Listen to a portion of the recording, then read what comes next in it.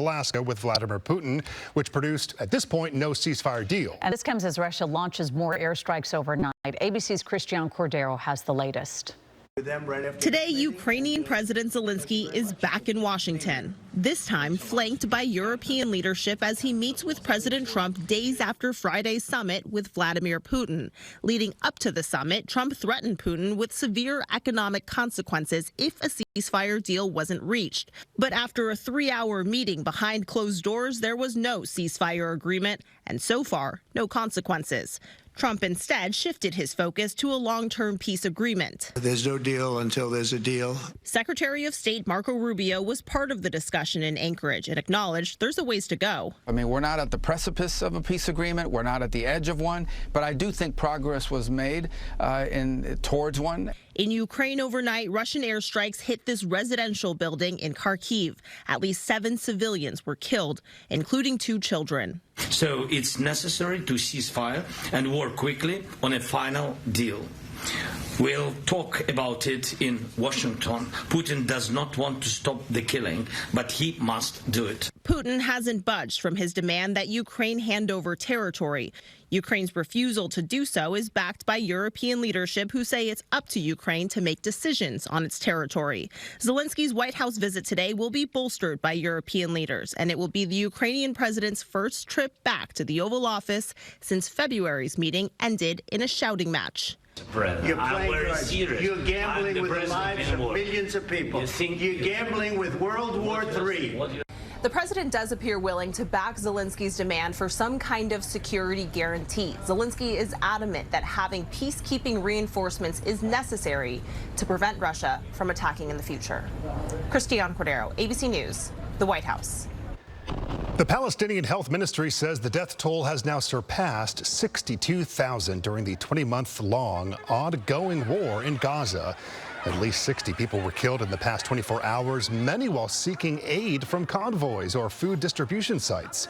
And more than 150,000 have been wounded. Amnesty International published chilling new testimonies of starved, displaced civilians calling out Israel for carrying out, quote, a deliberate campaign of starvation and systematically destroying the health, well-being, and social fabric of Palestinian life. Air Canada flights, they are still grounded this morning as flight attendants continue to strike. This is a live look at LAX. 8 flights scheduled to depart have now been canceled. The airline says if your flight is canceled, do not show up to the airport unless you have a flight on another airline. The Canadian government says the flight attendants union told them to defy the government's order to return to work.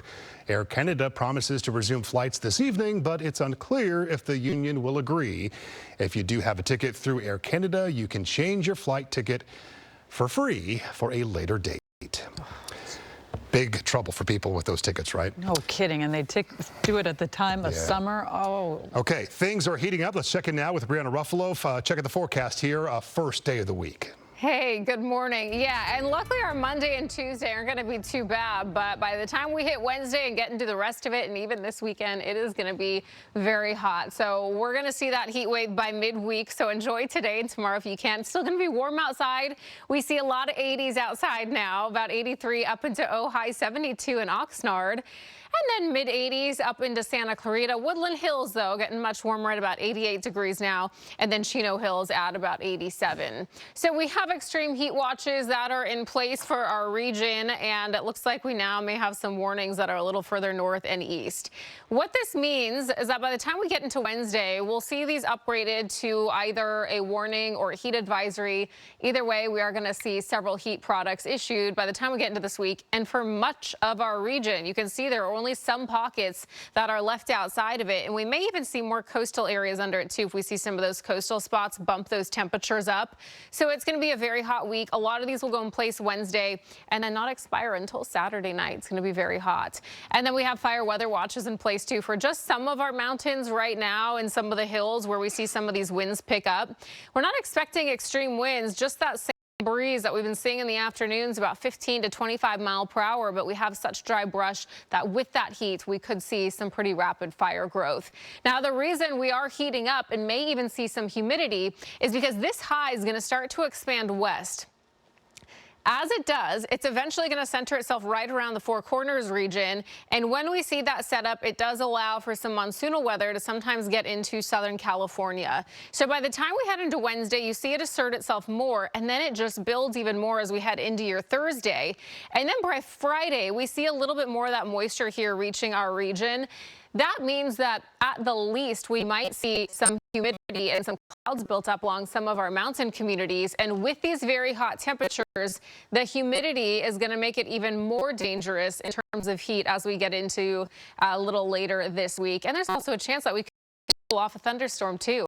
So for Los Angeles and Orange County, we're going to get up to a couple days in the 90s.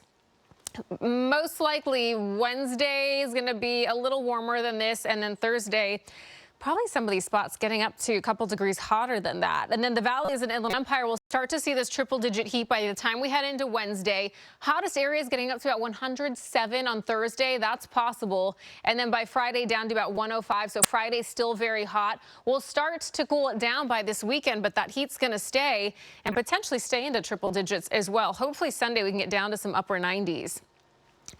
The beach is going to be on the more mild side for a couple more days, and then we'll see some upper 80s by later this week. The mountains also getting warmer with some mid 80s by Thursday, Friday. And then those chances of monsoonal weather picking up, especially on your Friday. So we'll see that door open, and we'll keep you posted on any opportunities. But the Antelope Valley also going to be one of those spots that's going to get very hot, up to about 108 degrees this week. So we are going to be in for quite a stretch. It looks like hopefully we'll see some cooler temperatures past this next week. We'll keep our fingers crossed for that, Mark and Colleen. Okay, Brianna, thank you. California coffee farmers are trying to make a small impact in the amount of coffee beans produced in the U.S. In terms of growing locations, wherever avocados can grow, we have a good chance of growing coffee. And so there's over 45,000 acres of avocados, last I heard, in California. But